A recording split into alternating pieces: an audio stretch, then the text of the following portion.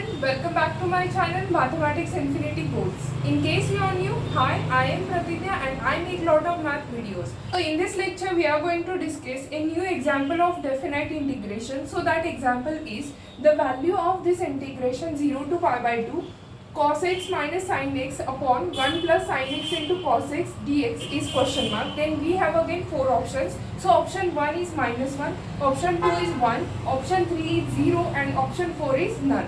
So to find the solution of this integration, firstly we have to consider this integration as it is. So let this I is equal to this integration and we denote this equation as equation number 1.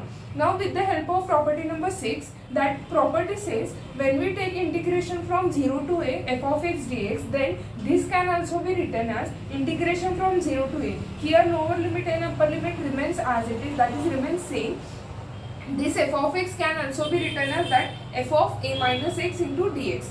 So ह्या प्रॉपर्टीचा use करून हे example आहेत आपल्याला start करायचं solve करायचं. So काय check करा, इथे 0 आहे, लोअर लिमिट इथे सुद्धा 0 आहे. ए ची व्हॅल्यू किती आहे pi by 2. So pi by 2 आपण रिप्लेस करूया. म्हणजेच हे जे काही फंक्शन आहे, हा फंक्शन म्हणजेच तुमचा काय आहे एफ ऑफ एक्स, आणि ह्या एफ ऑफ एक्सचं कन्व्हर्जन कशात करायचं आहे F of A minus x. म्हणजेच ए ची व्हॅल्यू किती आहे आपल्याकडे pi by 2. So pi by 2 minus x he value कशामध्ये पुट करायची आहे एक्सच्या जागी. सो आता इथे जिथे जिथे एक्स दिसतील त्याच्या ऐवजी काय पुट करायचं pi by 2 minus x. So check करूया.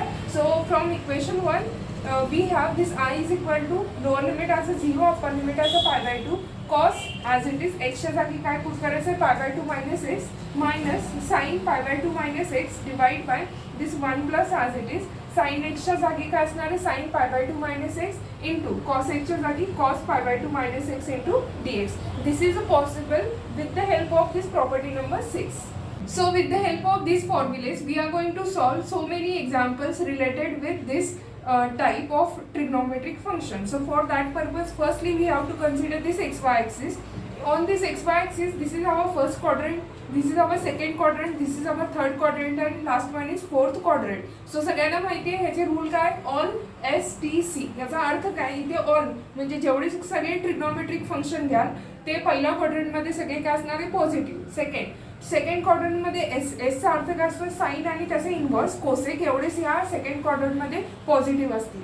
थर्डमध्ये टी म्हणजेच काय असणार आहे टॅन एक्स आणि टॅन एक्सचा रेसिप्रोकल कॉट एक्स हे दोन्ही ह्याच्यामध्ये पॉझिटिव्ह असतील. And lastly see that means cos x आणि त्याचा रेसिप्रोकल सेक एक्स हे ह्याच्यामध्ये काय असणार आहे पॉझिटिव्ह असतील.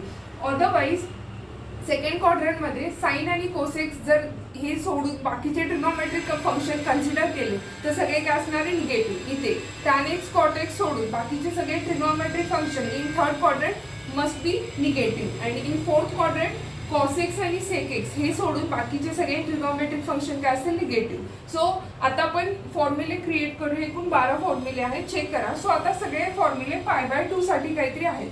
सो पाय बाय 2 म्हणजेच कुठला अँगल आहे तुमचा हा axis, this is your pi by 2. मग पाय बाय 2 मधून एकतर एक्स कमी करा आणि पाय बाय 2 मध्ये काय करायचं आहे एक्स किंवा थीटा ऍड करायचं आहे. म्हणजेच पाय बाय 2 मधून एक्स कमी करताय म्हणजे एखादी एलिमेंट कमी करताय म्हणजेच कुठल्या क्वाड्रंटमध्ये येणार आहे फर्स्ट क्वाड्रंटमध्ये. आणि एक फर्स्ट क्वाड्रंटमध्ये सगळे ट्रिग्नोमेट्रिक फंक्शन काय पॉझिटिव्ह. म्हणून जेव्हा आपण पाय बाय 2 मधून काही वजा करताय म्हणजे इकडच्या साईडला पहिल्या क्वाड्रंटमध्ये लाई कराल त्यावेळेला सगळे जे काही व्हॅल्यू फाइंड कराल सगळ्यांची व्हॅल्यूची साइन काय असेल पॉझिटिव्ह. त्यामुळे जे काही व्हॅल्यूज आपण फाइंड केले त्या व्हॅल्यूजला सगळे काय पॉझिटिव्हच फाइंड केलेले आहेत. चेक करा, this is cos x sine x sec x cosec x cot x आणि टॅन एक्स. म्हणजेच जेव्हा साइन घ्याल त्याचं उलटं करा that is a cos x.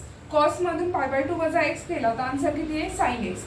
Cosec x pi by 2 minus x त्याचे आन्सर किती आहे सेक एक्स. सेक साठी कोसेक उलटा केलेला आहे, टॅन साठी कॉट आणि कॉट साठी काय झालंय टॅन एक्स. हे कधी पॉसिबल आहे जेव्हा पाय बाय 2 वजा काहीतरी करताय म्हणजेच कुठला टर्म येणार आहे हा पहिला टर्म येईल. आता काय सेकंड फॉर्म कशासाठी आहे पाय बाय 2 मध्ये एक्स्ट्रा ऍडिशन करताय म्हणजेच तो कुठे लाई होईल सेकंड क्वाड्रंटमध्ये. आणि सेकंड क्वाड्रंटमध्ये कोण पॉझिटिव्ह आहे साइन आणि कोसेक. म्हणजेच साइन आणि कोसेक जे काही व्हॅल्यू घ्याल त्याचे आन्सर फक्त पॉझिटिव्ह असतील आणि बाकीचे टर्म या सेकंड क्वाड्रंटमध्ये काय असणार आहेत निगेटिव्ह. सो चेक करा साइन, साईनची व्हॅल्यू किती आहे पॉझिटिव्ह, कोसेक साईनचा इन्व्हर्स किती आहे कोसेक, कोसेक सुद्धा पॉझिटिव्ह पाहिजे आणि कोसेक सुद्धा काय आलं पॉझिटिव्ह, आणि बाकीचे सगळे टर्म इन सेकंड क्वाड्रंट त्याला व्हॅल्यू साईन काय असणार आहे निगेटिव्ह. सो सगळे बाकीचे टर्म आहेत त्याला व्हॅल्यू किती आले निगेटिव्ह. इथे ज्या व्हॅल्यूज आहेत त्याच व्हॅल्यू इथे आहेत, फक्त क्वाड्रंट एक तर कमी झाला तर पॉझिटिव्ह आणि क्वाड्रंट जर ऍड झाला π/2 प्लस समथिंग झालं तर साईन आणि कोसेक एवढेच दोन टर्म काय असतील पॉझिटिव्ह आणि अदरवाईज सगळ्या टर्म्स काय असणार आहेत negative.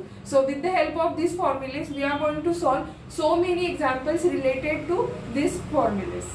Now with the help of above formulas, this integration means this trigonometric function can also be written as cos π/2 minus x means what sin x. Similarly sin π/2 minus x, its value is cos x. मध्ये subtraction आहे ते subtraction as it is 1 plus that is 1 plus sin π/2 minus x वरती बघितले त्यानुसार value किती असेल cos x आणि cos π/2 minus x त्याची व्हॅल्यू किती असणार आहे sin x. So we have obtained this new integration value. So I is equal to this integration 0 to π/2 this value into dx and we denote this as a equation number 2. So we have this equation number 1 and equation number 2. Now we are going to add this equation 1 and equation 2. So this is your equation number 1 and equation number 2 and now we are going to add this equation 1 and equation 2. So on LHS I plus I is equal to how much 2i. Similarly on RHS now check करा ह्याचा denominator आणि ह्याचा denominator दोन्ही पण same आहेत म्हणजे न्यूमरेटरची directly काय आहे ॲडिशन पॉसिबल आहे. So cos x minus sin x this term plus sin x minus cos x this is my second term and denominator is same that is 1 plus sin x into cos x. Again it has a lower limit and upper limit both has the same that is a 0 to π/2 into dx. Check करा this cos x minus cos x will get cancelled to each other. Similarly this minus sin x and sin x will get cancelled to each other म्हणजेच numerator काय झाला 0. So this total term becomes a 0. So 2i is equal to how much 0, then I is equal to how much 0. So we have calculated the value of this integration, that integral value is 0. So now check in the option number 3 is